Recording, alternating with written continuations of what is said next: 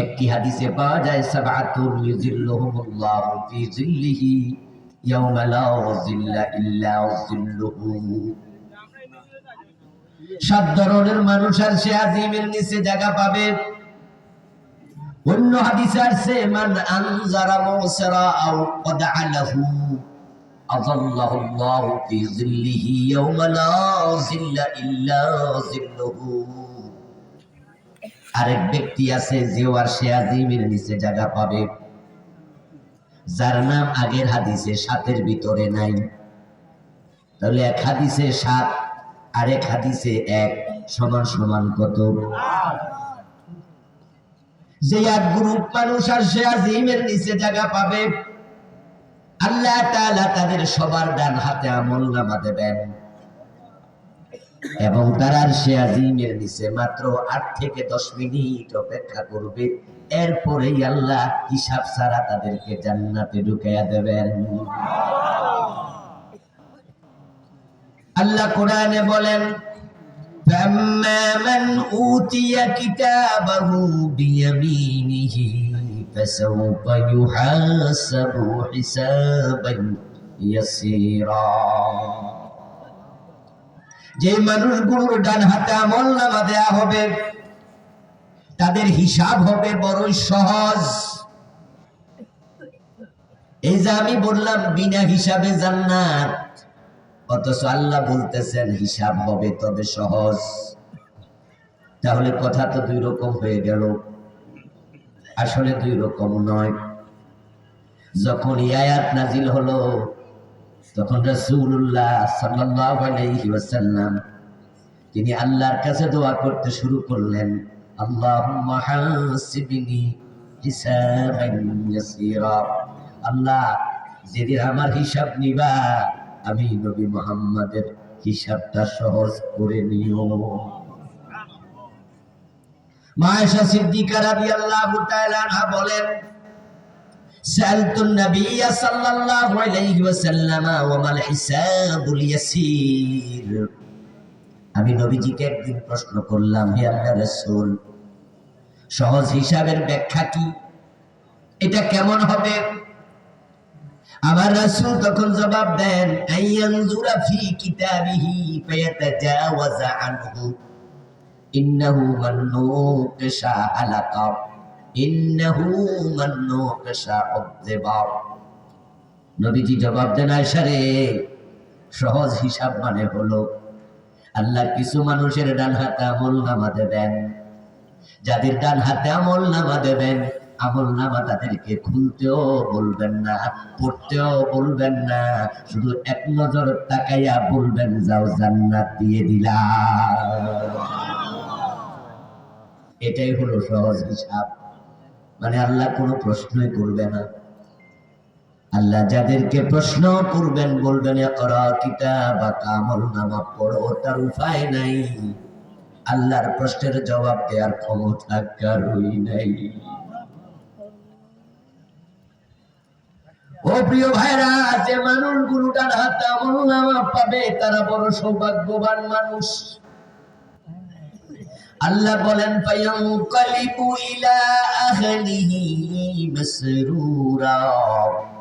ডান হাতে আমলনামা পাওয়ার পরে তারা আনন্দে লাফাতে থাকবে। হাসরের ময়দানে আপনজনদেরকে খুঁজে বেড়াবে। ইয়ানকালিবু, ফিরে যাবে, ইলা আহলিহি, তাদের পরিবারের কাছে, মাসরুরা, আনন্দ চিত্তে। আপনজনকে খুঁজবে, মা কই, বাবা কই, বউ কই, ভাই কই, আপনজন যাকেই সামনে পাবে, ফায়াকুলুহা মুকরাউ কিতাবিয়া।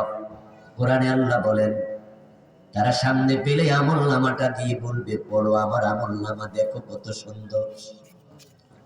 আমার আল্লাহ আমার ডান হাতে আমলনামা দিছে, আমার জান্নাতে যাওয়ার অনুমতি দিয়া দিছে। আমার হিসাব আল্লাহ নেয় নাই, আমারে বিনা হিসাবে ছেড়ে দিছে। তখন আপনজনেরা তারে প্রশ্ন করবে, এত সুন্দর আমলনামা হলো কারণটা কি? আমরা তো একই বাজারের তরকারি খাইছি কিনে, একই স্কুলে পড়ছি, একই পরিবারে ছিলাম, একই মহল্লায় বড় হয়েছি। ও দোস্ত রে, তুই তো আমার ক্লাসমেট ছিলি, তুই তো আমার বন্ধু, ইন্টিমেট ফ্রেন্ড, সাদিকে হামিম। আমি তো আমলনামা পাই নাই, তোর ডান হাতে আমলনামা কেন আসলো রে? তখন সে জবাবে কি বলবে সেটাও আল্লাহ কোরআনে বলছে। সে জবাবে বলবে, ইন্নী যানানতু আন্নী মুলাকিন হিসাবিয়া। আমার আমলনামা ডান হাতে আসার কারণ আমার দুনিয়ার জীবনটা আমি হিসাব করে কাটাইছি। তুই আমার ক্লাসমেট ঠিক, তুই বিকাল বেলা ক্রিকেট খেলা দেখছ, আমি কিন্তু তোর সাথে ক্রিকেট খেলতে যাই নাই। আমি বসে বসে ইসলামী সাহিত্য পড়েছি, তুই রাতের বেলায় মাঝে মাঝে সিনেমা দেখতি, আমার কোনোদিন সাথে পাস নাই। আমি লেখাপড়া করে এশার নামাজের পরে ঘুমাইয়া গেছি, ভোর রাতে আবার তাহাজ্জুদে খাড়াইছি। আমি কখনো তোর মতো চলি নাই। আমি জানতাম যে দুনিয়ার প্রতিটা কাজের জন্য, প্রতিটা কথার জন্য আল্লাহর কাছে হিসাব দিতে হবে। ইন্নী যানানতু আন্নী মুলাকিন হিসাবিয়া। আমি দুনিয়া হিসাব করে চলছি, আল্লাহর সামনে যাওয়া লাগবে, হিসাব দিতে হবে, আমি বুঝতাম। তাই দুনিয়ায় যারা হিসাব করে চলে, আখিরাতে তাদের হিসাব দেয়ার লাগবে না। তারা তো দুনিয়াতে হিসাব করে চলছে, এই জন্য আল্লাহ বলবে আখিরাতে হিসাব লাগবে না, এমনি জান্নাত। সুবহানাল্লাহ পড়ে। আর যারা দুনিয়া হিসাব ছাড়া চলবেন তাদের উপায়।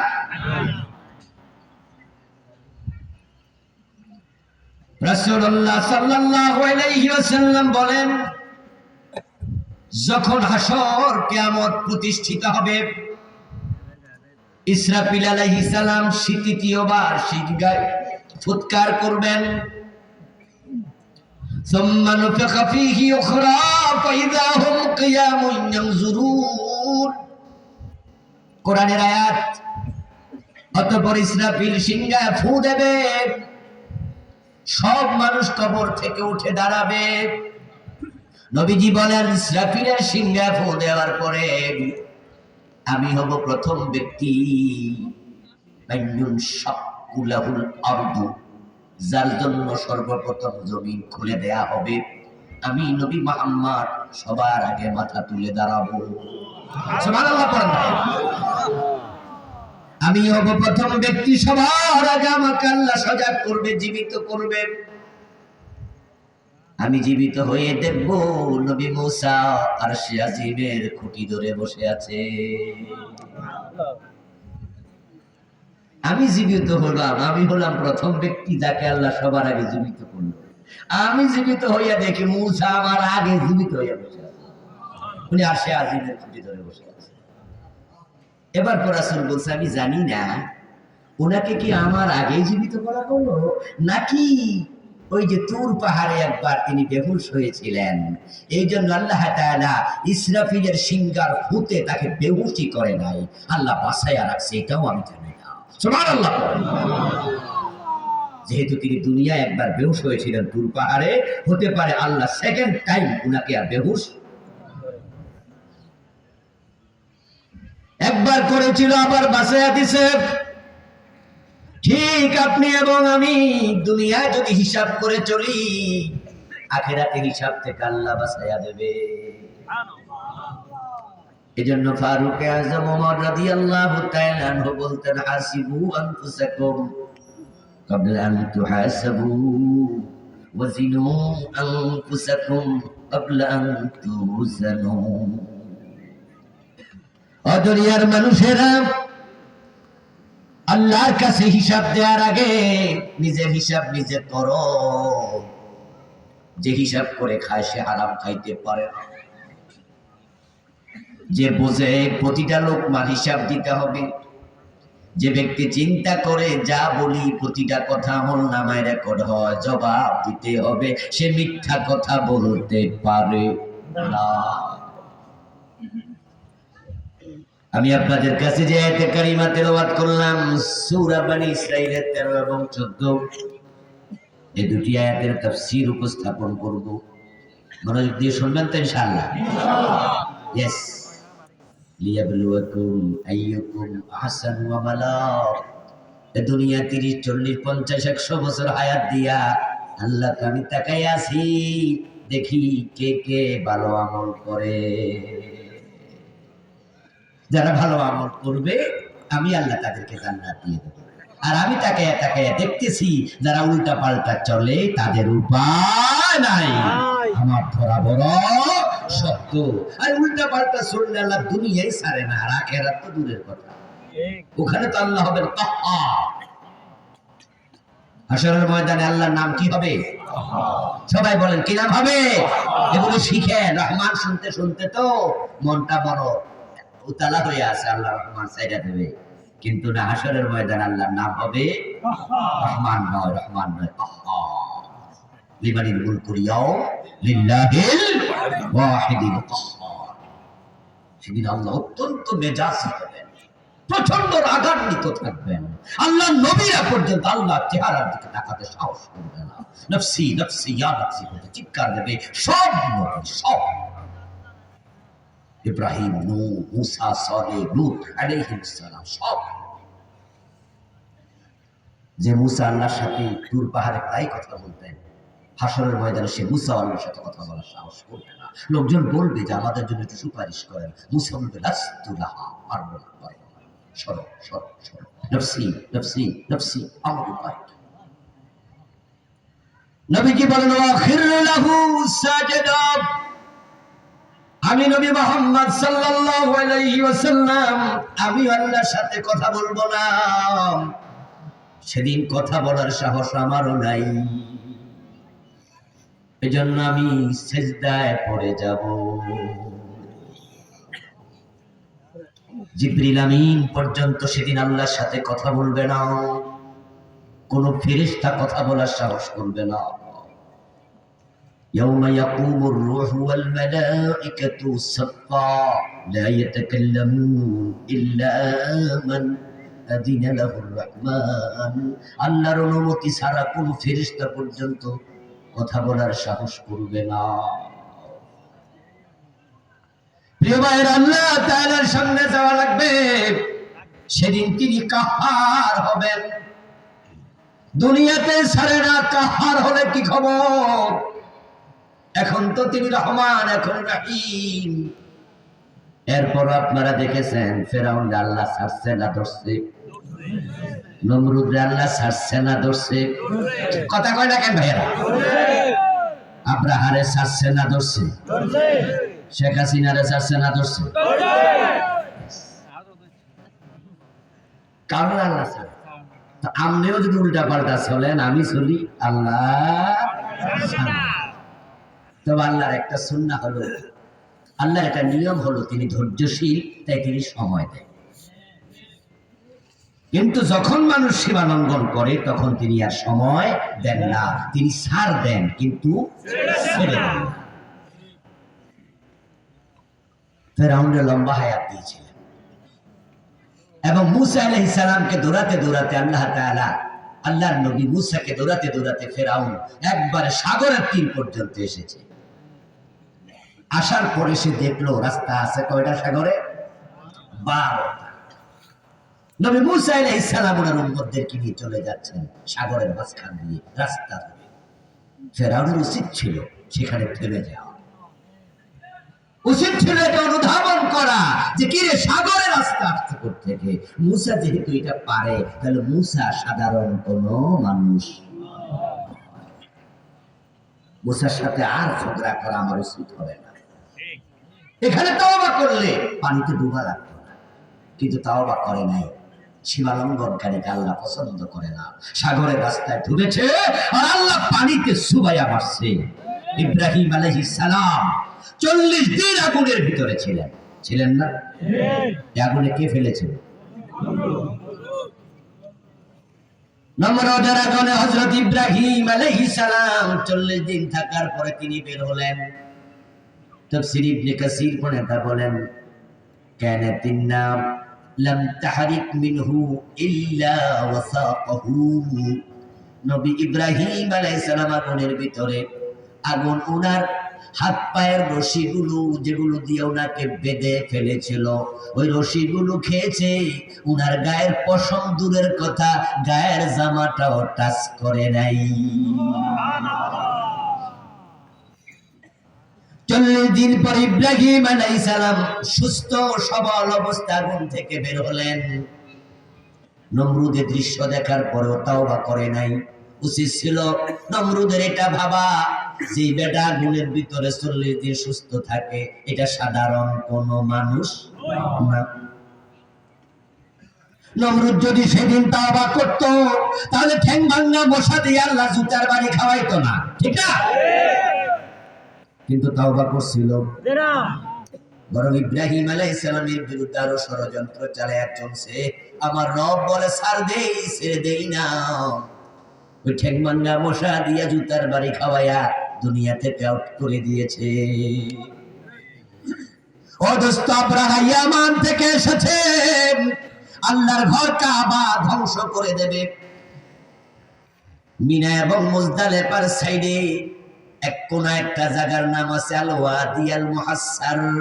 ওখানে আসার পরে তার হস্তি বাহিনীর হাতিগুলো মাটির মাঝে বসে গেল, একটা হাতিও আর সামনে যায় না। আব্রাহা ধাক্কা ধাক্কি করলো, হাতি আর নড়ে না। যখন ইয়ামানের দিকে টান মারে, তখন হাতি উঠে হাঁটা শুরু করে। যখন কাবার দিকে চালাইতে চায়, তখন হাতিগুলো বসে যায়। আব্রাহা বুঝা উচিত ছিল নিশ্চয় এটা সাধারণ কোন ঘর না। এই হাতিগুলো কেন কাবার দিকে যায় না? ঘর আমি ভাঙবো না। ওখানে তাওবা যদি করে ফেলতো, আব্রাহার উপরে আবাবিল আসতো না। কিন্তু তাওবা করছে নাকি? আল্লাহ ছাড় দিছে না শেষ করছে? ওয়াজআলাহুম কাসফিন মাকুল। তাদেরকে আল্লাহ পাথর দিয়া আবাবিল পাখির মাধ্যমে পশুর জীবাণু ভুসি বানাইয়া দিছে। সীমা লঙ্ঘন করলে আল্লাহ দুনিয়া ছাড়ে না। আমাদের এই ম্যাডাম মুরব্বী 15টা বছর আলেমদেরকে জ্বালাইছে, এমন জ্বালানি জ্বালাইছে। আরে কত আলেম! আল্লামা বাবু নগরী রাহিমাহুল্লাহ, হাটহাজারী মাদ্রাসার শাইখুল হাদিস ওয়াত তাফসীর, উনাকে রিমান্ডে নিয়ে 2টা হাঁটু অসল করে দিয়েছে পিটাইয়া।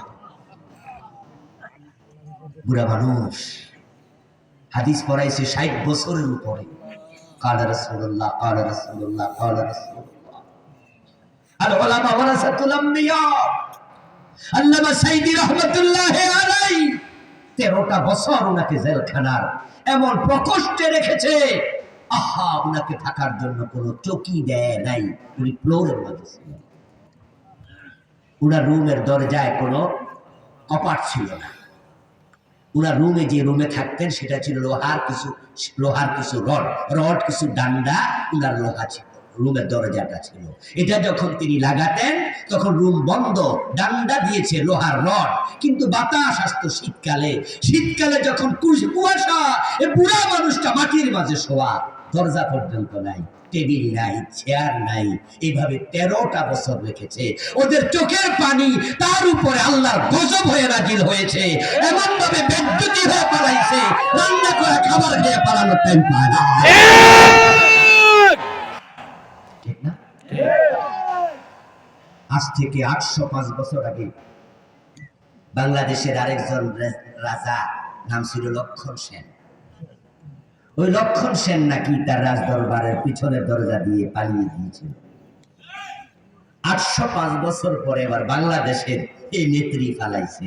এমন বেজ্জতি হয়েছে, দুনিয়ার কোথাও চেহারা দেখানোর অবস্থা এখন পৃথিবীর কেউ তার জায়গায়, তাম পৃথিবীতে ধিক্কৃত নিকৃষ্ট। আল্লাহর কসম, এমন তো হয় না। আমেরিকা ওনার ছেলে থাকে, সেখানে যেতে পারতো। আমেরিকায় বলে নো ইন্টারেস্ট, আমার দেশে তুমি আইসো না, জানা না। লন্ডনে উনার নিজের আপন বোন শেখ রেহানার মেয়ে সেখানে মন্ত্রী ছিল। কয়েকদিন আগে হের মন্ত্রিত্ব বাতিল হয়েছে, এমপি আছে সে। শেখ রেহানা লন্ডনের সেখানকার নাগরিক, তার মেয়েরা নাগরিক। শেখ হাসিনা চাইলে সেখানে যেতে পারতো, কিন্তু লন্ডন বলে নো এন্ট্রেস, আসতে পারবা না। কোন দেশ জায়গা দেয় না। ইন্ডিয়া যদি জায়গা না দিত তাহলে ইঁদুরের গর্ত খুঁজে পাইত না। এটা কি বেজ্জতি না? বেজ্জতি। কারণ সীমা লঙ্ঘন করলে আল্লাহ কাউকে ছাড়ে না। ইন্নাহু লা ইফলিহুজ জালিমুন, জালেমরা কখনো সফল হয় না। এটা কার কথা?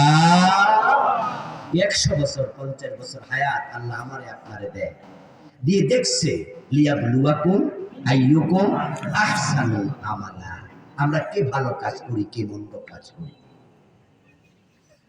আল্লাহ বলেন কুল্লু ইনসানিন আলজামনাহু তায়রাহু ফি উনকিহি, আমি প্রতিটা মানুষের গর্দানের ভিতরে তার দুনিয়ার কৃত কর্মগুলো রেকর্ড করার জন্য একটা ক্যামেরা ঢুকাইয়া দিছি। প্রতিটা মানুষের গর্দানে আল্লাহ একটা মেমোরি কার্ড ঢুকাইয়া দিছে, ক্যামেরা ঢুকাইয়া দিছে, রেকর্ডার ঢুকাইছে। আমরা যা বলি যা করি একটাও মিস। ونخرج له يوم القيامة كتابا يلقاه منشورا, আল্লাহ বলে কিয়ামতের দিন ওই আমলনামার ক্যামেরা আমি কিতাব আকারে বই বানাইয়া বের করব। তারপরে তার হাতের মাঝে তার আমলনামার ক্যামেরা বই বানাইয়া ধরাইয়া দিয়া বলবো করো কিতাব, এটা তোমার আমলনামা, তুমি এখন পড়ো। কাফা বিনাফসিকা আল-ইয়াওমা আলাইকা হাসিবা, আজকে এটা পড়ে পড়ে হিসাব দেওয়ার জন্য কোনো সাহায্যকারীর প্রয়োজন নাই, তুমি একাই যথেষ্ট। ঠিক আমরা আমাদের দুনিয়া 50, 70, 80 বছর জীবনে যা করছি নিজেরটার হিসাব নিজেকেই দিতে হবে। আপনি কামাই করতেছেন, একা কিন্তু খান না, খায় কিন্তু 14 গোষ্ঠী মিল্লা, মা খায়, বাবা খায়, মাইয়া খায়, পোলা খায়, শ্বশুর খায়, শাশুড়ি খায়, চান্স পাইলে মাঝে মাঝে আত্মীয় স্বজনরা আইসাও খায়, আমরা দাওয়াত দিই তাদেরও খাওয়াই, সবাই মিলে খাইলো, কিন্তু হিসাব দেবে কে? আপনি একা। আমলনামা হাতে পেয়ে পাপিষ্ঠ মানুষগুলো সেদিন অবাক হয়ে বলবে মালি হাযাল কিতাবি লা ইউগাদিরু সগীরাতাও ওয়ালা কাবীরাতান ইল্লা আহসাহা, কি আশ্চর্য কিতাব, দুনিয়া ছোট বড় যা করেছি বাদ নাই, সব এখানে রেকর্ড আছে। সেদিন পুরা জীবন আল্লাহ ভিডিও আকারে প্রকাশ করে দেবে, অডিও আকারে প্রকাশ করবে, লিখা আকারে প্রকাশ করবে। আপনার হাত, চক্ষু, কর্ণ, নাসিকা কথা বলবে, আপনার বিরুদ্ধে সাক্ষী দেবে। যে জমিনের উপরে চলছেন আল্লাহ জমিনকে বলবে জমিন তুইও কথা বল, জমিনও কথা বলবে। বছর 2-3 আগে গত গভর্নমেন্টের একজন প্রতিমন্ত্রী, নাম ছিল মুরাদ, ডাক্তার মুরাদ। উনার মাথার মাঝে চুল ছিল না, তাই পাবলিক উনারা কি নামে বলে? টাকলা মুরাদ। উনি কার সাথে জানি ভিডিওতে কিছু কথা কইছে, সিনেমার এক নায়িকার। ওই সিনেমার নায়িকার সাথে উনি 2-2.5 মিনিটের একটা সংলাপ, কে বা কারা এটা রেকর্ড করে রাখছে।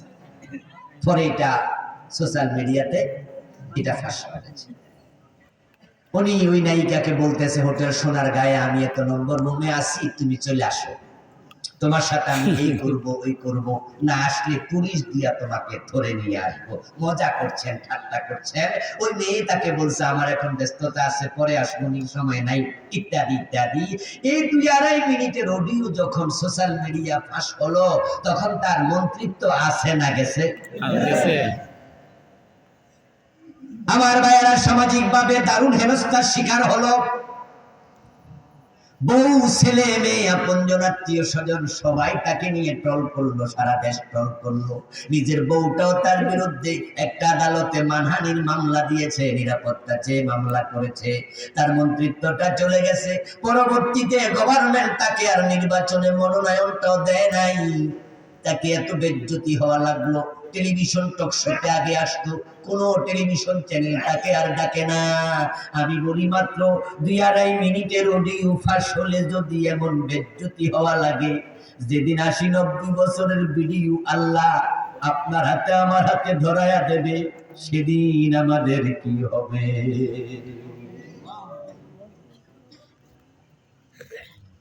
যার যার আমল তার তার কবর। মৃত্যুর ডাক আসতেও আসতে পারে, হতে পারে আজকের রাত ও জীবনের শেষ রাত। 1 সেকেন্ডের নেই ভরসা, মরণ ঘাড়ের পরে বিপুল সম্পদ করছ জড় ভোগ বিলাসের তরে। বুলবুল পাখির নেই এসেছিল হেতা, বেঁধেছিল বাসা বড়ই মমতায়। সময় হলে শেষ ছেড়ে পরিবেশ, যেতে হবে সেথায় নিয়তি যেথায়। হয়তো গাছতলায় না হয় বাসতলায়, এমন কবরে যাবে হতে পারে কালকে, যেখানে বিছানা চাদরটাও।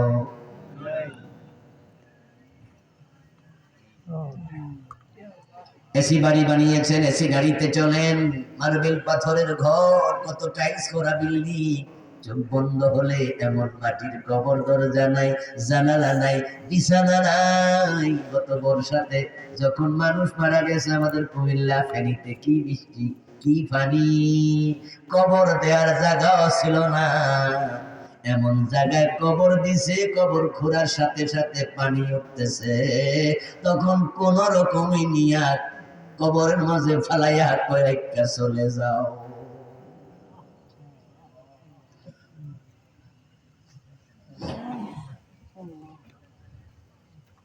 হাসরের ময়দানে আল্লাহ তাআলা আপনাকে আমাকে সবাইকে তার সামনে তুলবেন। নবীজি সাল্লাল্লাহু আলাইহি ওয়াসাল্লাম বলেন, মানুষগুলো হাসরের ময়দানে কবর থেকে 3 দলে বিভক্ত হয়ে উঠবে। সিনফান মুশাতা ওয়া সিনফান রুকবানা ওয়া সিনফান আলা উজুহিহিম। একদল মানুষ কবর থেকে উঠবে, উঠার সাথে সাথে অদৃশ্য শক্তি তাদেরকে ধাক্কা মারবে, বলবে সামনে যাও, গো অ্যাহেড, কদ্দিম কদ্দিম, চলো সামনে। হাফাতান উরাতান গুরলা, গায়ে কাপড় নাই, মাথায় টুপি নাই, পায়ে স্যান্ডেল নাই, খতনা করানো নাই, মায়ের পেটের শিশু যেমন উলঙ্গ, সব মানুষগুলো উলঙ্গ হাঁটতে থাকবে, হাসরের ময়দানে যাবে। অবাক এক পৃথিবী। মায়েশা বলে, আর রিজাল ওয়ান নিসাউ জামিয়া ইয়ানজুরু বা'দুহুম ইলা বা'দিন। ও রাসূল, নারী পুরুষ সবাই বুঝি উলঙ্গ? রাসূল বলে, হ্যাঁ আয়েশা, কারো গায়ে কাপড় নাই। হুজুর, কি লজ্জা হবে, একজন আরেকজনের দিকে তাকায়া থাকবে। নবী বলেন, আল আমরু আশাদ্দু মিন আন ইয়ানজুরা বা'দুহুম ইলা বা'দিন। আয়েশা, অন্যের দিকে তাকানো দূরের কথা, এতটা ভয়াবহ দৃশ্য মানুষ দেখবে, নিজের গায়ে কাপড় যে নাই সেটাই মনে থাকবে না। হাঁটতে হাঁটতে মানুষগুলো পৌঁছে যাবে মাহশার, হাসরের মাঠ। অদৃশ্য শক্তি ধাক্কায়া নিয়ে যাবে। ইয়াসলাউনাহা ইয়াউমাদ্দিন ওয়া মা হুম আনহা বিগাইবিন। একজনও বাদ নাই, সবাই উঠতেই হবে, পালিয়ে থাকার কোনো সুযোগ নাই। গিয়ে দেখবে হাসরের মাঠ প্রস্তুত, তামা দিয়ে বানানো, মাথার উপরে সূর্য। ভিতরে ঢোকার সাথে সাথে আল্লাহ তাআলা সূর্যের আলো জ্বালায়া দেবেন। যখনই সূর্য তার খরতাপ বিকিরণ করবে মাথার উপর থেকে, মানুষগুলোর দেহ থেকে এমন ভাবে ঘাম বের হবে, যার পাপ যত তার ঘাম হবে তত। এমন হবে কারো হাঁটু পর্যন্ত এসে ঘাম শেষ, ওই হাঁটু পরিমাণ ঘামে দাঁড়িয়ে থাকবে, কারো মাজা পরিমাণ, কারো গলা পরিমাণ। অমিনহুম মাইয়ুলজিমুল আরাকুল জামা। সেই মুসলিমের হাদিস, নবীজি বলেন, কারো কারো পাপের কারণে তাদের ঘাম মাথা পার হবে, তারা ঘামের মাঝে সাঁতার কাটবে, সূর্যের আলোর কারণে ঘামগুলো গরম পানির মতো উতরাতে থাকবে।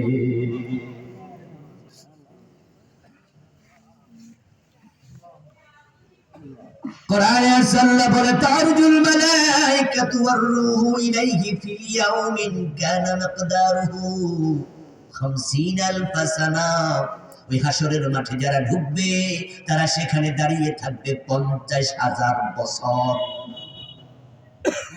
এই ঘাম গরম উত্তপ্ত পানি, গরম পানির মতো উতরাবে 50,000 বছর। রাসূলুল্লাহ সাল্লাল্লাহু আলাইহি ওয়াসাল্লাম অন্য হাদিসে বলেন প্রতিটা মানুষের জন্য হাসরের মাঠে জায়গা বরাদ্দ থাকবে তার 2টা কদম পরিমাণ মাত্র। আপনাকে দাঁড় করানো হবে, যতটুকু জায়গা পা পড়বে আছে বেশি জায়গা নাই, কদম নাড়ার কোনো সুযোগও নেই। আপনাকে যদি বলা হয় যে একটু হাঁটাহাঁটি করেন তো 2-4 ঘন্টা হাঁটেন, আপনি 2-4 ঘন্টা হাঁটতে পারবেন, ক্লান্ত হবেন ঠিক, কিন্তু হাঁটা যাবে 2 ঘন্টা 3 ঘন্টা 4 ঘন্টা। কিন্তু যদি 2 পায়ের উপর দাঁড় করাইয়া রাখা হয় 10 মিনিট, 10 মিনিট পরে পা ঝিমঝিম শুরু করবে, আর বলে 2 ঘন্টা দাঁড়াইয়া থাকো, আপনার পা অবশ হয়ে যাবে। 50,000 বছর কেমনে দাঁড়াইয়া থাকবে?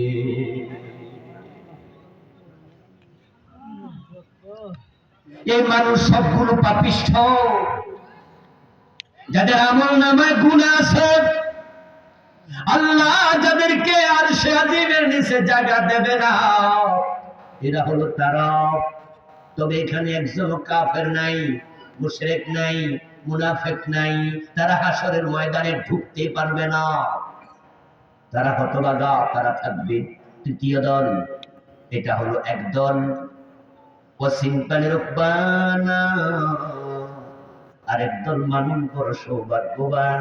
রাসূলুল্লাহ বলছেন তারা কবর থেকে উঠার সাথে সাথে দেখবে কবরের পারে ফেরেশতারা আল্লাহর জান্নাতি গাড়ি নিয়ে অপেক্ষা করছে।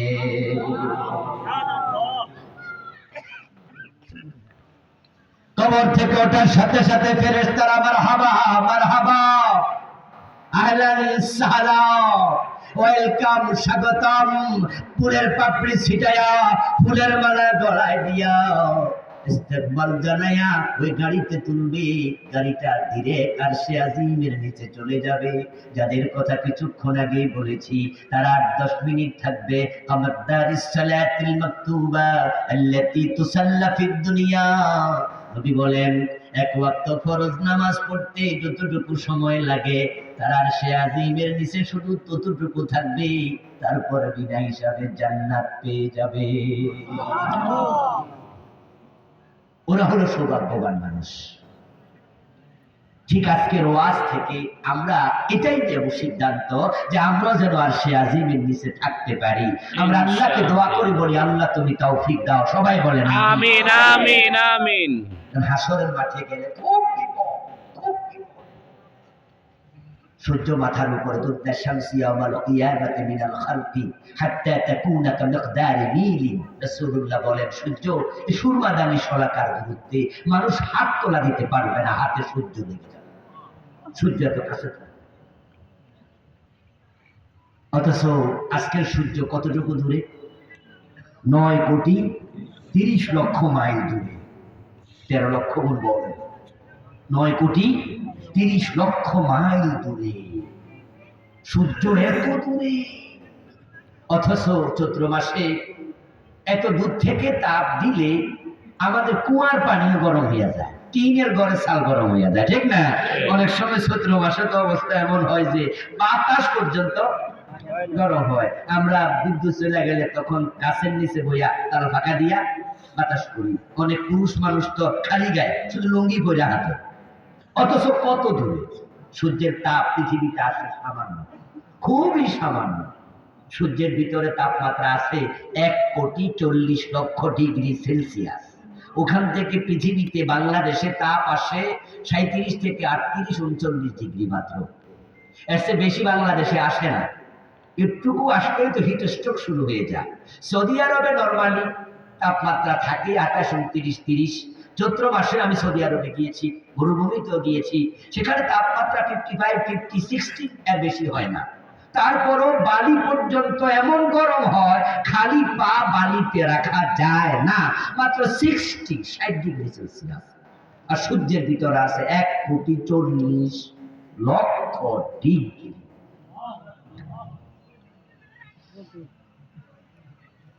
এই যে আমাদের সামনে মাইকের স্ট্যান্ড আছে, এখানে একটা বড় রড ওনারা লাগাইয়া তারপর মাউথপিসটা ঝুলাইছে।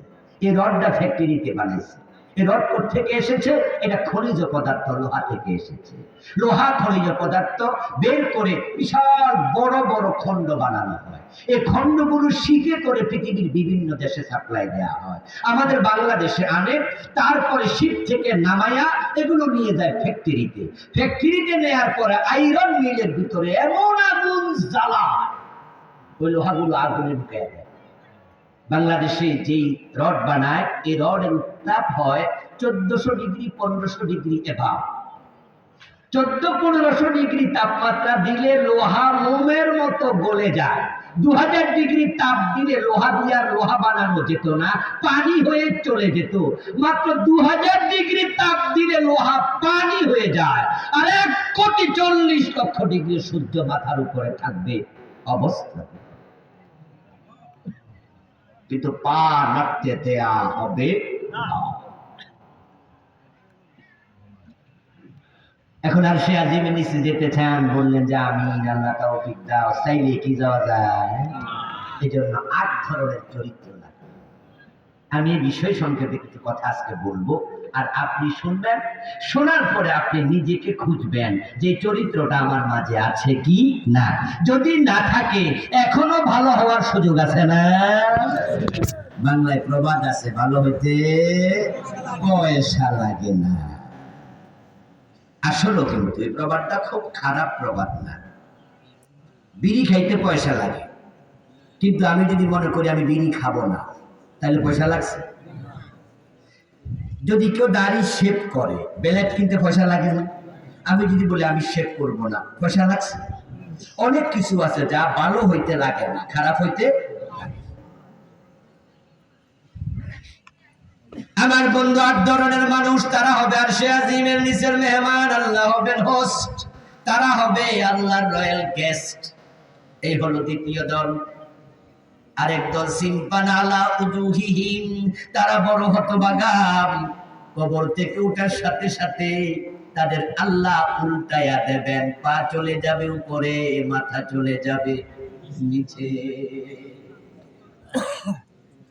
ওয়াল আমরু ইয়াওমাইযিন লিল্লাহ, কোরআনের আয়াত, ইয়াওমা লা তামলিকু নাফসুন লিনাফসিন শাইআ ওয়াল আমরু ইয়াওমাইযিন লিল্লাহ।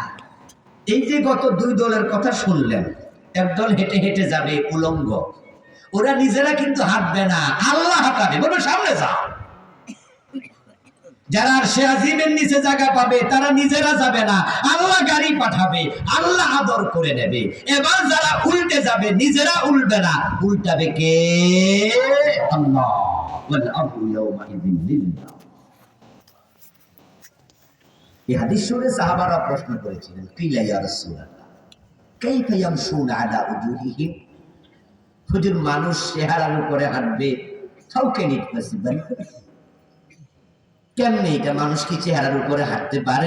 রাসূল, এটা কিভাবে সম্ভব? নবীজি জবাব দিলেন, লাল্লাযী আমশাহুম আলা আকদামিহিম কাদিরুন আলা আইয়ুমশিয়াহুম আলা উজুহিহিম, যে আল্লাহ দুনিয়ায় পায়ের উপরে হাঁটায়, তোমাদেরকে মুখের উপরে হাঁটানোর ক্ষমতা সে আল্লাহর আছে না? না। আল্লাহ উল্টায়া দেবেন, মাথা থাকবে নিচে। মাথাকে আরবিতে বলে রাস, বহু বছর হলো রুসুন, রুস। তো মাথা যদি নিচে থাকে, মাথার উপরে হাঁটার কথা, কিন্তু রাসূল বলছেন না, ওয়াসিমপান আলা উজুহিহিম, তারা মাথার উপরে হাঁটবে না, হাঁটবে চেহারার উপরে। তাহলে বোঝা গেল চেহারাটা একটু ফিরাইয়া, মাথাটা সরাইয়া এরকম বাঁকা করে দেবে।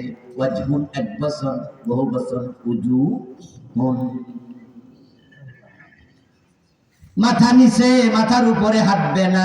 মুখের উপরে কেন হাঁটবে? এর কারণ যেটা পাওয়া যায়, সেটা হলো মানুষ যত অপরাধ করে গুনাহ করে সবচেয়ে বেশি করে মুখ দিয়া, তাই আল্লাহ উল্টায়া মুখের উপরে হাঁটাবে। বাস্তবেও তাই। আপনারা আমার সাথে একটু শেয়ার করেন, কথা বলেন তো। মিথ্যা বলে কি দিয়ে? গীবত করে কি দিয়ে? হারাম খায় কি দিয়ে? মানুষের পেছ লাগাইয়া দেন নামিমা একজনের কথা আরেকজনের মাঝে লাগাইয়া গন্ডগোল লাগায় কি দিয়া? আদালতে আল্লামা সাঈদীর বিরুদ্ধে দাঁড়াইয়া মিথ্যা সাক্ষী দিছে কি দিয়া? যে মুখ কাজে লাগাইয়া এত বড় বড় আলেম রে হেনস্থা করছো, আল্লাহ ছাড়ে না, ছাড়ে না। কেমনে দর্শনের মামলা দিছ? যে লোকের তাফসীর শুনে 40টা বছর তাম পৃথিবীর অসংখ্য দেশে কত কাফের মুসলমান হয়েছে, ওই লোকটার ইজ্জতে হাত দিছ। উনি নাকি 71 সনে মানুষের মাইয়ার দর্শন করছে। আদালতের বিচারক সামনে দাঁড়াইয়া এজলাসে বসে সাক্ষীকে দাঁড় করাইয়া আল্লামা সাঈদীকে দাঁড় করাইয়া কইছে লোকটা দর্শনকারী। এ বিচারপতি মানিক,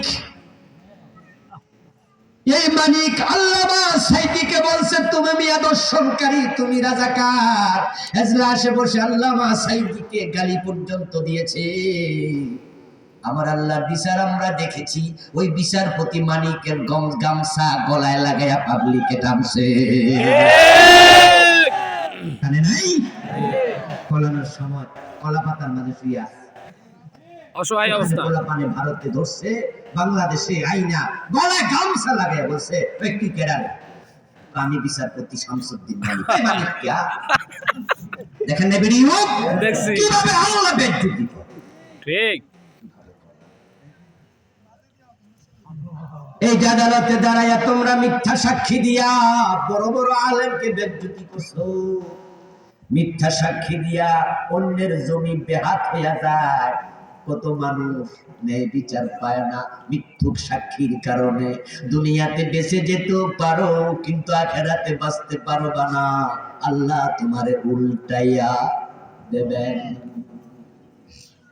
সেদিন কে বাঁচাবে? কোন দাদা বাঁচাবে? দুনিয়া তো দাদারা কাজে লাগে না। ইন্ডিয়া অনেক ট্যাগেল দিয়েছে, আগস্টের 5 তারিখে ট্যাগেল দিতে পারে নাই, ঠিক কি না? আল্লাহর ওলিদের কথা বাস্তবায়িত। আল্লামা সাঈদী রাহিমাহুল্লাহ কত আগে বলেছিলেন যে পলানোর জায়গাও পাইবা না, ঠিক না? বলে নাই?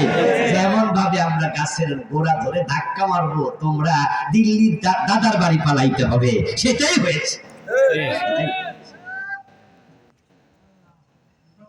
হ্যাঁ, কেউ কেউ পালিয়েছেন, কানাডা চলে গেছে, আমেরিকা চলে গেছে, ইন্ডিয়া চলে গেছে। তারা মনে মনে ভাববে হুজুর আমরা কিন্তু বেঁচে গেছি। আমি বলবো দোস্ত, দুনিয়ায় বাঁচলা, আখেরাতে আল্লাহ যেদিন উল্টাবে সেদিন কেমনে বাঁচবা? সেদিন কি পাসপোর্ট আর ভিসা দিয়ে অন্য জায়গায় ফলানো যাবো? হাসরের মাঠ থেকে পালানো যাবে? এজন্য যারা আমার সামনে আছেন মুখে ব্যবহার করতে সাবধান। লা ইয়ালফিযু মিন কাউলিন ইল্লা লাদাইহি রাকিবুন আতীদ। যত কথা বলবেন একটাও বাদ নাই, সব রেকর্ড করার জন্য রেকর্ডার ক্যামেরা গর্দানের মাঝে আছে। আল্লাহ তাআলা সব কিছু আপনার সামনে প্রকাশ করবেন। সেদিন পলানোর কোনো জায়গা। এই মানুষগুলো যারা উল্টে যাবে, উল্টে যাওয়া মানুষগুলো উল্টা উল্টা হেঁটে তারা হাসরের ময়দানের দিকে যেতে থাকবে। সামনে ফেরেশতা দাঁড়ায়া যাবে। ফেরেশতা বলবে তোদের হাসরের ময়দানে ঢোকার কোনো অনুমতি নাই। সূরা রহমানে আছে, আমার সাথে পড়ুন যারা পারেন। ইয়ারাফুল মুজরিমুনা বিসীমাহুম ফায়ুখাযু বিন নাওয়াসি ওয়াল আকদাম ফাবিআইয়ি আলা'i রাব্বিকুমা তুকাযযিবান। আল্লাহ তাআলা বলতেছেন হাসরের ময়দানে যখন এই মানুষগুলো উল্টে যাবে, তখন আল্লাহর ফেরেশতারা এসে তাদেরকে পাকড়াও করবে। ফেরেশতা তাদের কপালের চুলের অগ্রভাগে ধরবে, ধরবে পায়ের তলায়। নাওয়াসি নাসিয়াতুন শব্দের বহু বচন। নাসিয়াতুন মানে হচ্ছে কপালের চুলের আগার অংশ, আর আকদাম কদমের বহু বচন। কদম হচ্ছে পায়ের গোড়ালি, পায়ের তলা। এক হাত দিয়ে কপালের চুল ধরবে, আর এক হাত দিয়ে পায়ের তলায় ধরে মেরুদণ্ডের হাড্ডি ভেঙে ফুটবলের মতো গোল বানিয়ে দেবে।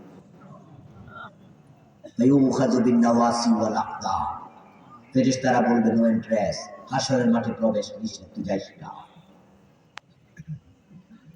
আল্লাহ তাআলা সূরাতুল কাহফের 103 নম্বর আয়াতে বলতেছেন, ফালা নুকিমু লাহুম ইয়াওমাল কিয়ামাতি ওয়াজনা। এই মানুষগুলোর জন্য আমি হাশরের ময়দানে মিজান দাঁড় করাবো না, তাদের কোনো হিসাবই নেব না, তাদেরকে বিনা হিসাবে ফেলে দেব। বিনা হিসাবে জান্নাত, এই ওয়াজ আপনারা অনেক শুনেছেন, কিন্তু আজকে শোনালাম কোরআন থেকে একটি আয়াত, ফালা নুকিমু লাহুম ইয়াওমাল কিয়ামাতি ওয়াজনা। কিছু মানুষকে বিনা হিসাবে আল্লাহ দুজকে ফেলে দেবে, কোনো হিসাবে দরকারই নাই। তোদের কি ফেলবে? জাহান্নামে চলে যাবে, উল্টে ফেলে দেবে জাহান্নামে। এই জন্য আপনারা যারা আছেন জালেমদের দলে, ওদের সাপোর্টার, সাবধান, তওবা করার সুযোগ আছে। সবাই পালান নাই আমরা জানি, কিন্তু সাপোর্টাররা আমাদের সামনেও আজকে আছেন। আপনার নেতা পালিয়েছে, উনি জালেম, 2000 মানুষকে শুধুমাত্র 36 দিনে গুলি করে মারছে। মানব হত্যার সে জঘন্য কোন হত্যা। আপনি তাদের সাপোর্ট করেন কেন?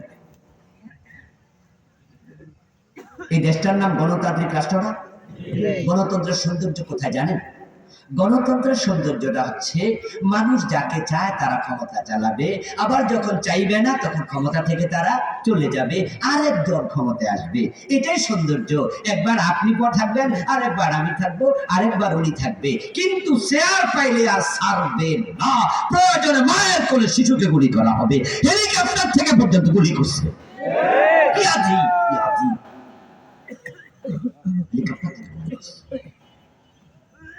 কোন বিবেকে ওদেরকে সাপোর্ট করেন? হ্যাঁ করে যান, ওদেরকে যখন উল্টাবে আল্লাহ আপনাকে সাপোর্ট করেন। এখন যারা ভালো মানুষ তাদেরকে আরশে আজিমের নিচে জায়গা দেয়া হবে। তার মাঝে 1 নাম্বার গুণ হলো ইমামুন আদেল। এক রাতে তো আর সব বলা যাবে না। আখেরাত নিয়ে আমার লিখে একটা বই আছে, 400 পৃষ্ঠা। আমি ঠিক মৃত্যু থেকে শুরু করে জান্নাত জাহান্নাম পর্যন্ত 500-র উপরে হাদিসে লিখে বই। আলহামদুলিল্লাহ, এক নজরে পুরো আখেরাত আয়াত আনছি 550। এখান থেকে সামান্য কিছু হাদিস শোনাচ্ছি আপনাদের। 1 নাম্বার ব্যক্তি যাকে আরশে আজিমের নিচে আল্লাহ জায়গা দেবে, সে গুণী ব্যক্তিটা হলো যে ন্যায় বিচার করে। সুবহানাল্লাহ পড়ে। আজকের মাহফিলে কি এলাকার বিচারক আছে না? আপনারা অনেকে এলাকার বিচারক। আমার সামনে বসে আছে, আজকে সে কলেজের ছাত্র, ইউনিভার্সিটির ছাত্র, মাদ্রাসার ছাত্র, কালকে হয়তো সে দেশে ম্যাজিস্ট্রেট হবে, সে হয়তো জজ কোর্টে বিচারক হবে, হতে পারে এখান থেকে হাইকোর্টের কোনো বিচারক হবে। আবার আমরা প্রত্যেকে নিজের জায়গায় বিচারক। রাস্তায় দুজন ঝগড়া করতেছে, এই অবস্থায় তারা দুইজন যদি আপনাকে বলে, ভাই আপনি একটু আমাদের মাঝে ফয়সালা করে দেন, তাহলে সেখানে আপনিও একজন বিচারক। পরিবারে 5 জন সদস্য আছে, আপনার 2টা ছেলে আছে, 3টা মেয়ে আছে। এখন তাদের ব্যাপারও তো আপনি ন্যায় বিচার করা দরকার। এমন বাবাও আছে সব সম্পদ ছেলের নামে লিখে দেয়, মেয়েকে ঠকাইয়া দেয়। এই বাবা কি আদেল না জালেম? আর সে আজিমের নিচে জায়গা পাওয়ার জন্য প্রথম গুণ হচ্ছে, আমি জীবনে যদি কোথাও বিচারের সুযোগ পাই, আমাকে কেউ বিচারক মানে সেখানে আমি ন্যায় বিচার করব। দুনিয়ায় যারা ন্যায় বিচারক, নেতা হয়, শাসক হয়, আর সে আজিমের নিচে আল্লাহ তাদেরকে জায়গা দেয়। আমিন আল্লাহ। গত 15টা বছরে আমরা কি বিচার দেখেছি? এমন বিচারও আমরা দেখেছি যখন আদালতে দাঁড়ানো ব্যক্তিটা বলেছে, স্যার আমি তো নির্দোষ, আমার ওরা ধরে আনছে, স্যার আমি জঙ্গি না, স্যার আমার কোনো দোষ না, আমি সাধারণ মানুষ, যে অপরাধের কথা বলা হচ্ছে ওর সাথে সম্পর্ক নাই। হাকিম তারপরে রিমান্ড দিয়েছে, জেল দিয়েছে। হাকিম বলে দিয়েছে কিছুই করার নাই, উপরের নির্দেশ। শোনেন না, এটা কি ন্যায় বিচার? হ্যাঁ, উপরে তোমার নেতা আছে, নেতার উপরে আরেকজন আছে। আলাইসাল্লাহু বিআহকামিল হাকিমিন। ও বিচারক, তোমার বিচার আল্লাহ করবে। কিসের উপর? কিসের নিচ? قال النبي صلى الله عليه وسلم ما من وال يلي رعية من المسلمين وهو له غاش إلا حرم الله عليه الجنة। প্রিয় নবীজি বলছেন, শোনো, তোমাকে যদি কোনো নেতৃত্ব দেয়া হয়, বিচারক বানানো হয়, তোমাকে এলাকার কমিশনার, মেম্বার, চেয়ারম্যান, এমপি, মন্ত্রী বানানো হলো, মানুষের নিরাপত্তার দায়িত্ব নেই, বিচারের দায়িত্ব তোমার গর্দানে আছে। তুমি যদি ধোঁকাবাজি করো, প্রতারণা করো, আল্লাহ তোমার জন্য জান্নাত হারাম বানাইয়া দেবে।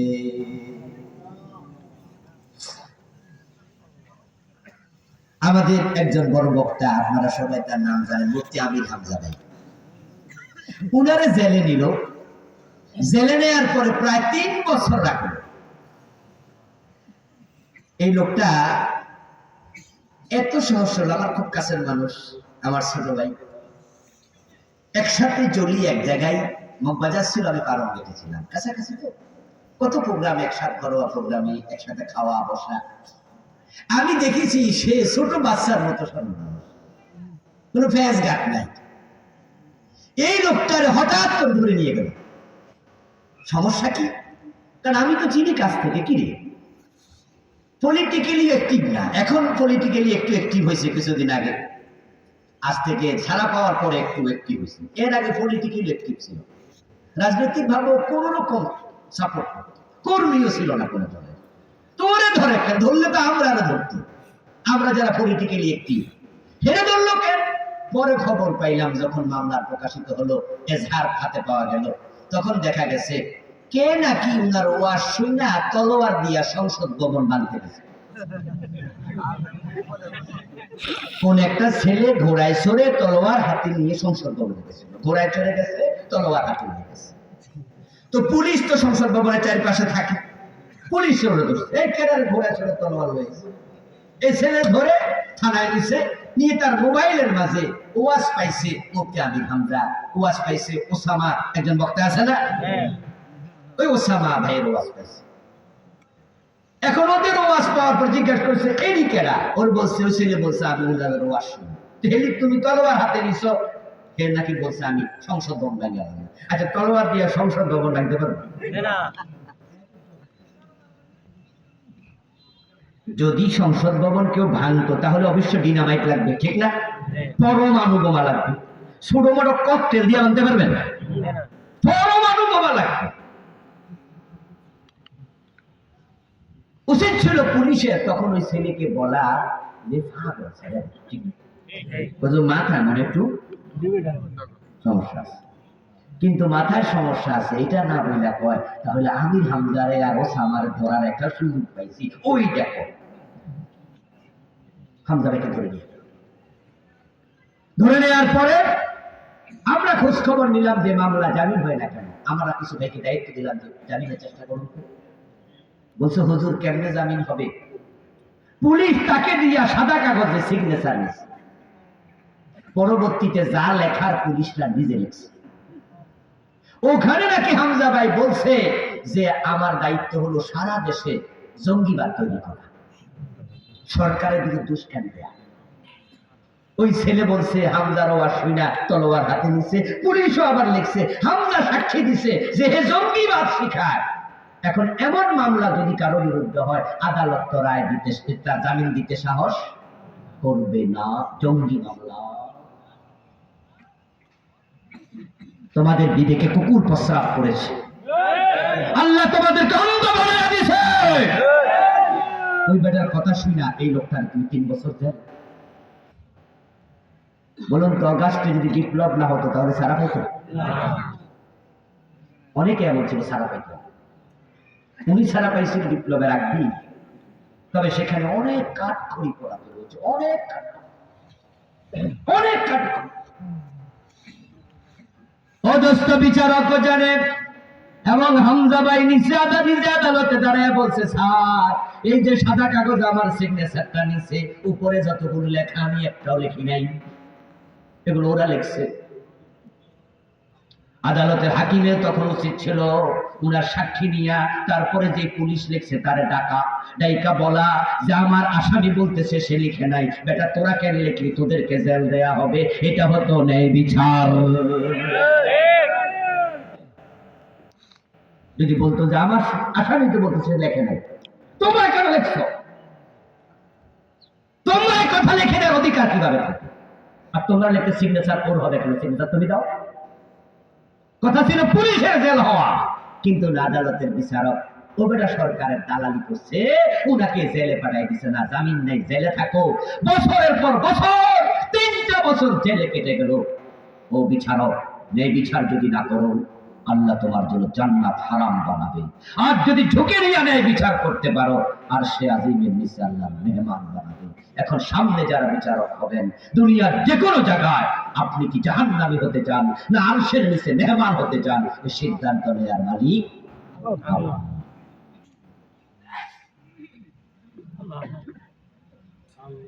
2 নাম্বার, ওয়াশাবুন নাশা ফি ইবাদাতিল্লাহ।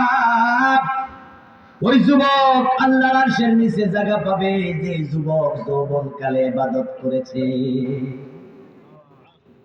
আমাদের দেশে বুড়া মানুষ যা আছে সব দেখবেন দাড়িওয়ালা। বুড়া বয়সে দাড়ি রাখে না এমন 5%ও নাই, 90-95%ই দাড়ি রাখে। কিন্তু যুবকদের মাঝে দাড়িওয়ালা কত পার্সেন্ট? 20%, 80% দাড়ি রাখে।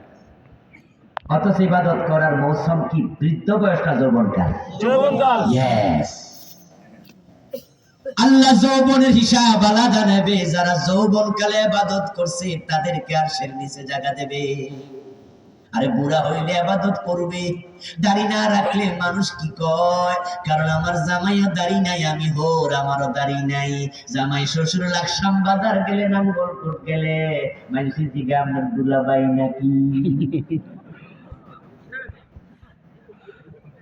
ঠিক না?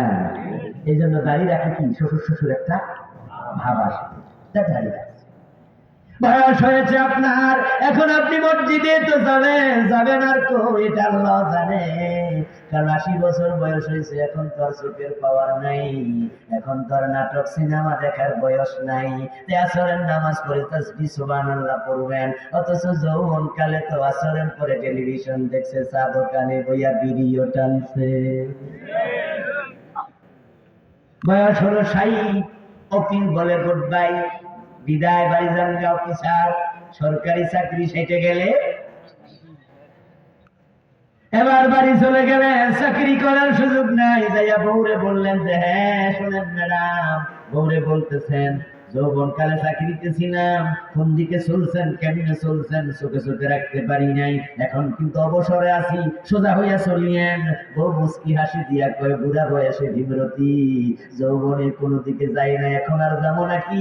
আপনি আমারে পাহারা দেয়া লাগবে না, আপনি নামাজের যায় নামাজ নিয়ে মসজিদ খোঁজেন। মসজিদের দিকে যান, জিকির করে সব। বুড়া হয়েছেন, বিকালে এসে দোকানে গেলেন, ছেলে দোকানদারি করে, বলেন যে ছেলেরে আমি দোকানে বসি। ছেলে বললো আব্বা বয়স হয়েছে, দরকার নাই, আমরা তো আছি।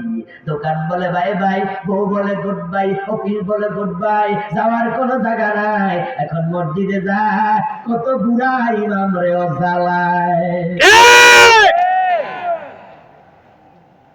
এখন যত দোষ ইমাম সাহেব, ইমাম সাহেবের পিছনে লাগে। কেরাত লম্বা হইলো কেন, কেরাত ছোট হইলো কেন, 2 মিনিট আগে আইলো কেন, 2 মিনিট পরে গেল কেন, খাদেম সাহেব মসজিদটা ভালো করে বসে নাই কেন, যত জ্বালা যন্ত্রণা ইমাম সাহেবের লগে এবার লাগে। এখন ওই বুড়া মানুষ আর যাবে কই? বুড়া মানুষ তো ইবাদতেই যাবে। এই জন্য ওই বয়স আল্লাহরে 50 বার ডাকলে আল্লাহ 2-4 বার সাড়া দেয়। আর যখন যৌবন ছিল, মদের আড্ডা যাওয়ার সুযোগ ছিল, কিন্তু মদের আড্ডা যায় নাই, মসজিদে গেছে। আল্লাহকে একবার ডাকে আল্লাহ 70 বার সাড়া। যৌবনে সিনেমা দেখতে পারতো, সিনেমা না দেখে কোরআনের আয়াত দেখেছে, কোরআনের পাতায় চোখ দেখেছে। যৌবনে চুরি করতে পারতো, ডাকাতি করতে পারতো, মেয়েদের সাথে প্রেম করতে পারতো। যৌবন হচ্ছে বলগাহারা সিংহের মতো, বাঘের মতো, যা মধ্যে থাকে। যৌবনে মানুষ লোহাকেই হজম করতে পারে, আর বৃদ্ধ বয়সে দুধ খাইলেও হজম হয় না। এখন যারা বুড়া মানুষ আছে তারা মনে কষ্ট পাইবে, হুজুর আমার বিরুদ্ধে হয়েছে, দিনাদস্ত বুড়া আমারও হওয়া লাগবে। এখানে আমরা যারা যুবক আছি, আমি যুবক পুরা নাই, কিছু কিছু বুড়া হয়ে গেছি না, কয়েকদিন পরে সবই সাদা হয়ে যাবে।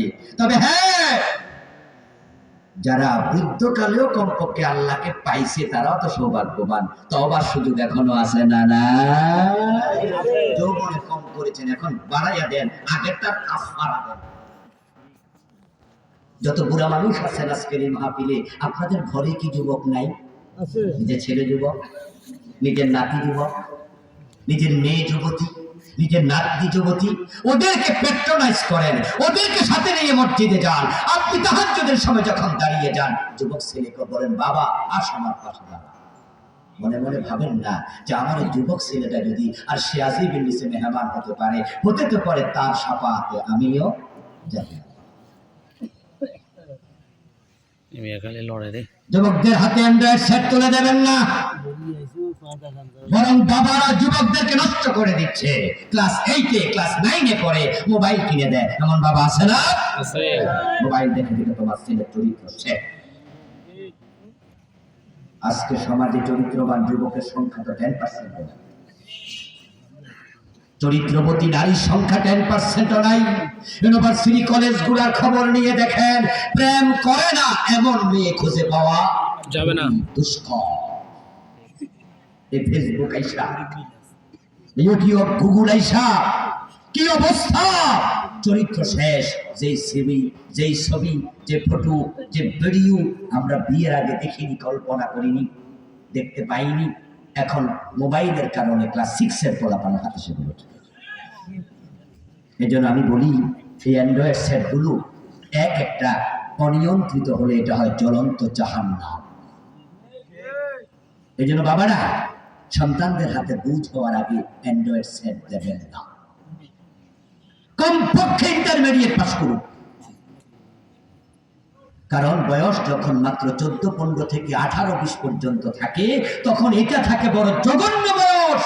যখন আস্তে করে 20 পার হয়, 22, 23, 24 হয়, তখন বুঝ তৈরি হয়, কিছুটা নিয়ন্ত্রণ করতে শিখে।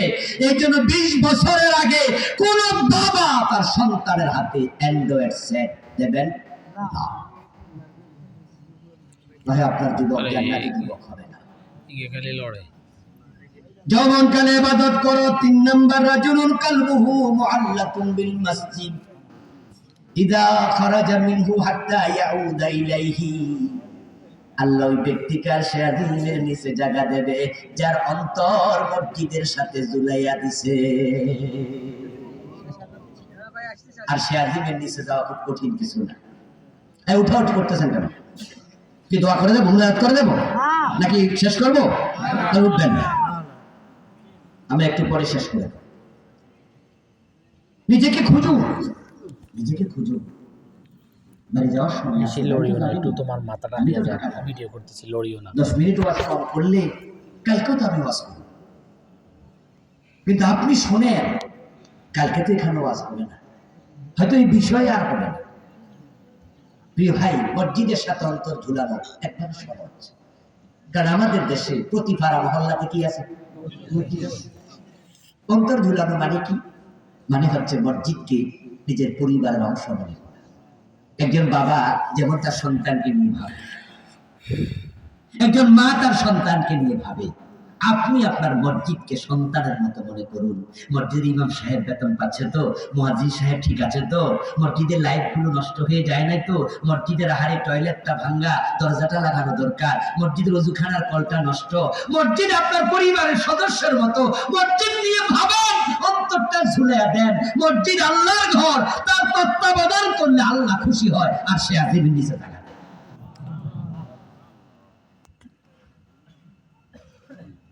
এই হলো একটা ব্যাখ্যা।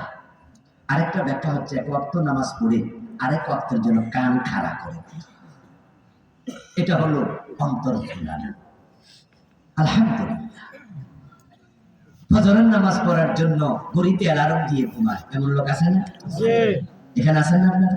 ফজর যেন কাজা, আজান যেন আমি শুনি। নিজের ওয়াইফকে বলে রাখে, তুমি আজান শুনলে আমার দেখতে দিও, আমি শুনলে তোমার দেখো। যারা হোস্টেলে থাকে বন্ধু বান্ধবকে বলে রাখে, এই ফজরের টাইমে ডাক দিও।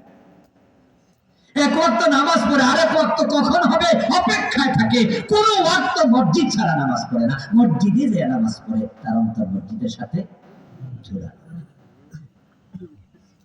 যে ব্যক্তি মসজিদের সাথে সম্পর্ক বাড়াইয়া দেয় তার সাথে আল্লাহ এত সম্পর্ক বাড়ায়, কবর থেকে ওঠার পরে ফেরেশতাদেরকে বলবে, এই তো আমার লোক, সে তো আমার মানুষ, আমার বান্দা, তাকে আসি আজিমের নিচে আসো। তার সম্পর্ক আমার সাথে ছিল, আমি আল্লাহ আরশের উপরে, সে থাকবে আমার আরশের নিচে। মসজিদমুখী হন, মসজিদমুখী হন, মসজিদমুখী হন। 4 নাম্বার, রাজুলান তাহাব্বা ফিল্লাহ ওয়াস্তামা আলাইহি ওয়া তাফাররাকা আলাইহি। এমন দুজন ব্যক্তিকে আল্লাহ আরশে আজিমের নিচে জায়গা দেবেন যারা শুধু আল্লাহকে খুশি করার জন্য একজন আরেকজনকে ভালোবাসতো। আপনার পাশে বসা আছে দাড়ি পাকা মুরব্বী, যাচ্ছেন আপনি গাড়িতে চড়ে, পাশের সিটে বসা, মাথায় টুপি, গায়ে পাঞ্জাবি, মুখে দাড়িগুলো সাদা। আপনি তাকে দেখে মহব্বত লাগলো, আরে কত সুন্দর মানুষ। চাচা বাড়ি কই? পরিচিত হলেন।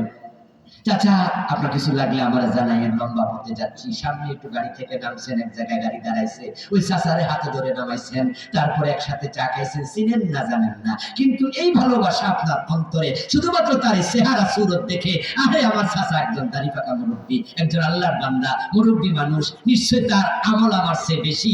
এই লোকটা খুশি হলে, আমার জন্য একটু দোয়া করলে আল্লাহ খুশি হয়ে যাবে। এই যে ভালোবাসার আদান প্রদান, এখানে দুনিয়ার কোনো স্বার্থ।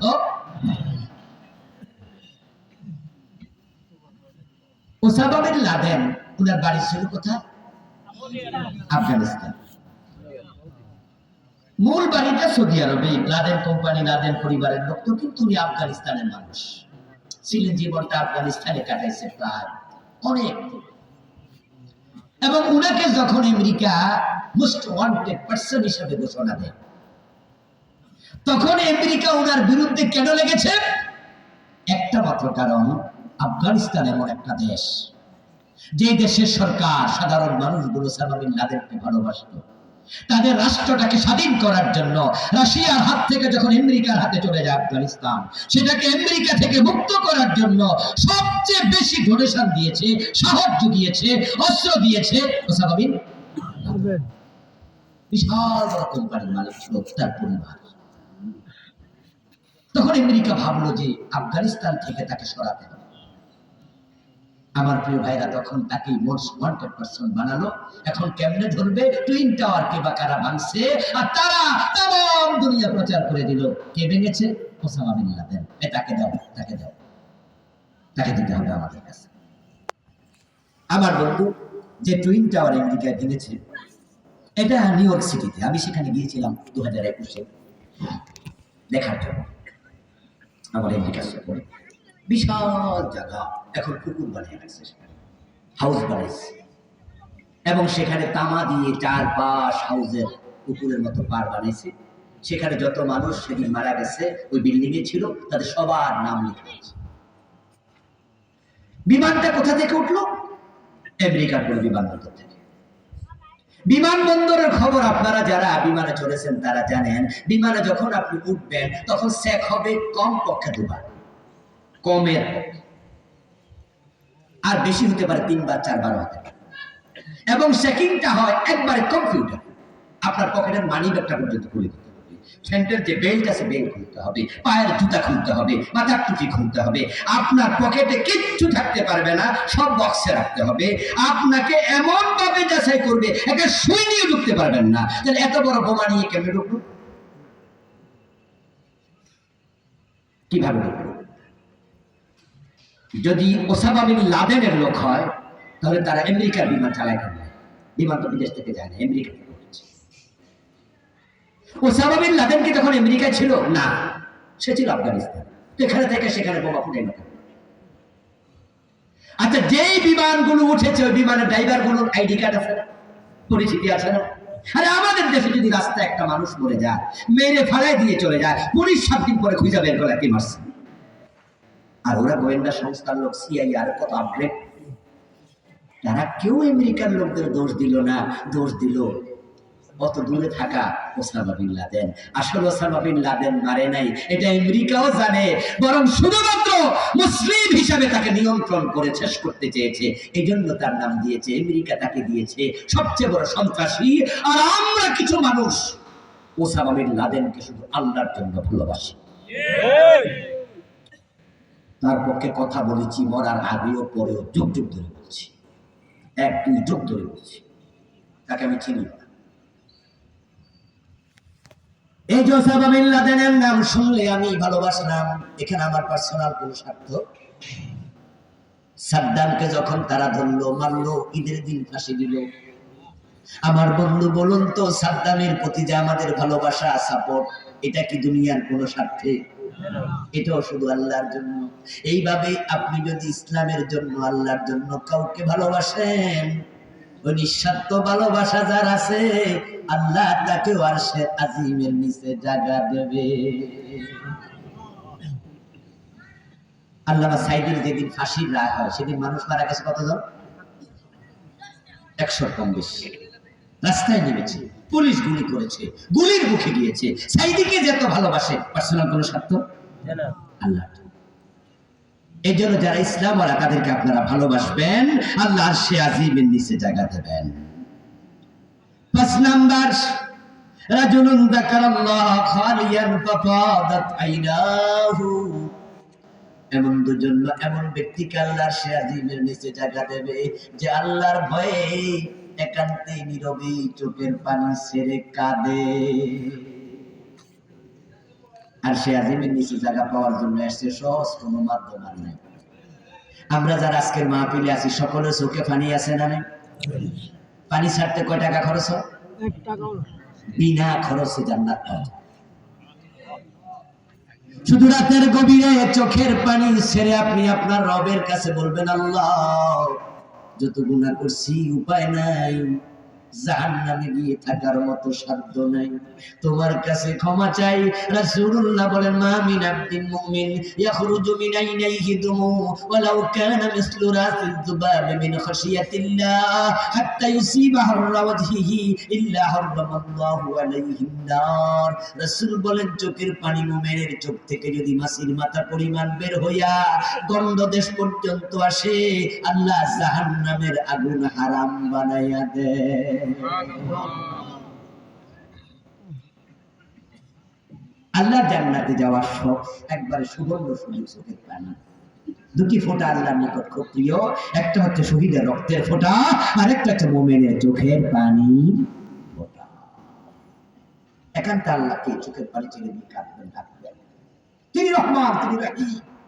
মানুষের চোখের পানি দেখে আল্লাহ রহমতের সাগরে জোশ উঠে যায়, আল্লাহ জোয়ার উঠে যায়। 100 জন খুন করার পরে ক্ষমা পেয়েছে এমন হাদিসও আপনি কয়জন খুন করছে? আমরা একজন। ও একজন পতিতা নারী, একটা কুত্তারে পানি খাওয়াইছে, আল্লাহ মাফ করেছে। শত শত জেলা, কত নিকৃষ্ট মহিলা, তার রহমান নাম, এই নাম তিনি ধারণ করে আছেন। আর সে আজিমের নিচে জায়গা পেতে চান, চোখের পানি ছেড়ে দেওয়ার অভ্যাস করেন। 6 নম্বর, رجل دعته امرأة ذات حسب وجمال فقال إني أخاف الله। কোন সুন্দরী রূপসী তরুণী তন্নি কোন যুবকরে ইস্তেকবাল জানিয়েছে, এসএমএস করেছে, চিঠি লিখেছে, দাওয়াত দিয়েছে, আসো আমি তোমার সাথে প্রেম করতে চাই, তোমাকে কাছে পেতে চাই। আর যুবক বলবে, আমি আল্লাহকে ভয় করি, আমি আল্লাহকে। ইউসুফ আলাইহিস সালামের মতো সে জুলাইখার আহ্বানে সাড়া দেবে না। ওই যুবককে আল্লাহ সে আজিমের নিচে জায়গা দেবেন। 7 নম্বর, রাজুলুন তাসাদদাকা বিসাদাকাতিন ফাখফাহা হাত্তা লা তা'লামা শিমালুহু মা তুনফিকু ইয়ামিনুহু।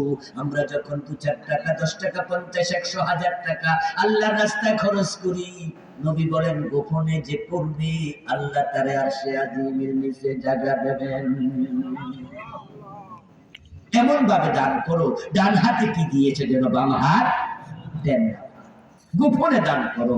৮ নাম্বার রাজুলুন আনজারা মুসিরা, ওই ব্যক্তি আরশে আজিমের নিচে জায়গা পাবে যে ব্যক্তি কারো কাছে টাকা পয়সা পানা আছে সে তাকে অবকাশ দেয়। আপনি দোকানদার বাকি খাইছে, এলাকার কিছু গরিব মানুষ আছে নগদ টাকা দিয়ে কিনতে পারে না, বেতন পাইলে টাকা দেয়, কিন্তু ১ মাসের বেতন আটকা পড়ে গেছে।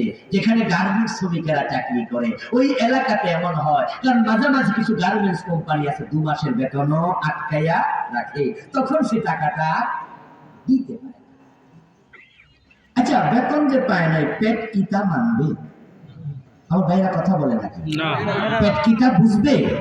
চাল না কিনতে হবে টাকা জেনে। আপনার দোকানে গিয়ে বলবে যে দোকানদার সাহেব গত মাসের বাকি টাকাও তো দিতে পারি নাই, বেতন পাইলে ইনশাআল্লাহ দিয়ে দেবো, আমার এই মাসেও কিছু চাল টাল বাকি দেন। আপনি বলবেন যে না অসম্ভব, আগের টাকা দেও, বাকি তো পাইবাই না, বরং আগের টাকা না দিয়া যাইতেও পারবা না। তখন আল্লাহর বান্দা চোখের পানি ছেড়ে দিয়া কান্না করা ছাড়া উপায় নাই, বলবা আমার বাইন্দা রাখেন, টাকা পাবো কই? এই হলো আপনার আচরণ একটা। আরেকটা হলো আপনি বললেন যে ভাই ঠিক আছে বেতন পাইলে দিয়ে নেন নেন, রাসূল বলে যে টাকা পাবে তাকে সুযোগ দেয়, আল্লাহ এত খুশি হয় তার আরশের নিচে জায়গা দেয়। আমরা কার বান্দা?